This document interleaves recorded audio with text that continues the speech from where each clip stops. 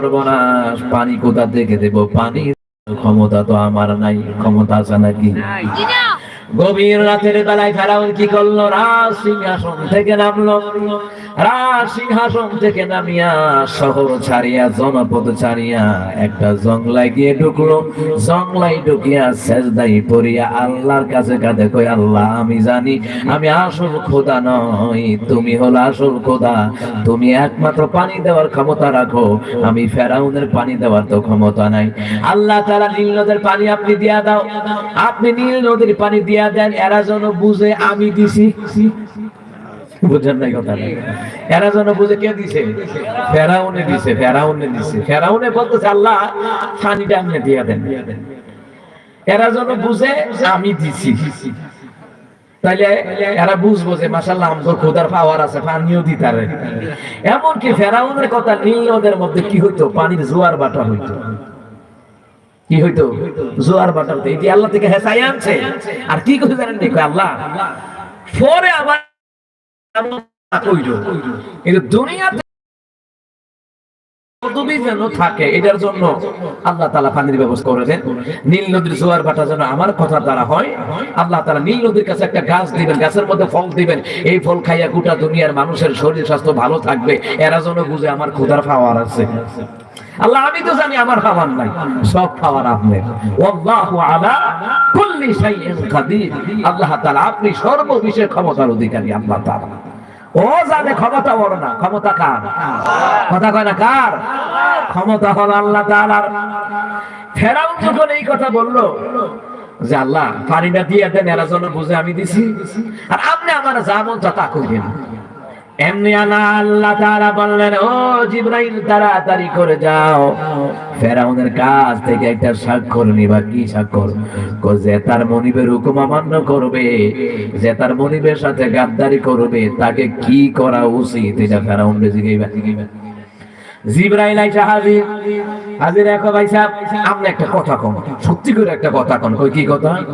ও কথাটা হইলো যে তার মনিবের হুকুম অমান্য করে, যে তার মনিবের সাথে গাদ্দারি করে, তারে কি করা উচিত? ও তার কি করা উচিত? নীল নদীর পানি চুবাইয়া মারা উচিত। জিবরাইল কই তাহলে এটা একটু লিখা দেন, কেন ইতি ফেরাউন আপনার নামটা লিখা দেন। লিখা জিবরাইল গেছে আল্লাহর কাছে। কোথায় গেছে? সিদরাতুল মুনতাহায়। জিবরাইলের জায়গা কই? বাড়ি কই? সিদরাতুল মুনতাহায়।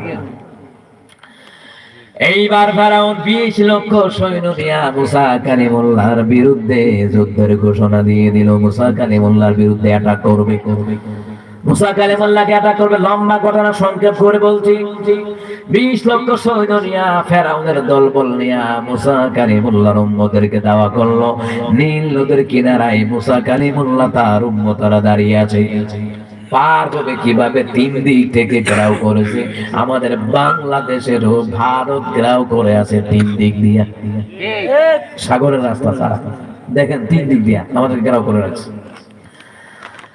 আল্লাহ তাআলা বলেন, ও মুসা কালিমুল্লাহ, তোমার ডান হাতের মধ্যে যে লাঠি দিলাম, ওই লাঠি দিয়ে জমিনে আঘাত করো, ওই লাঠি দিয়ে সাগরের উপরে আঘাত করো। আঘাত করার সাথে সাথে একটা নয়, দুইটা নয়, 12টা রাস্তা বানায়া দিলেন কে? জোরে কোন কয়টা? কয়টা রাস্তা? 12টা রাস্তা। এখন নোয়াখালী কুমিল্লা 14 গ্রামের বিষয় রুট বিশাল হেভি রুট।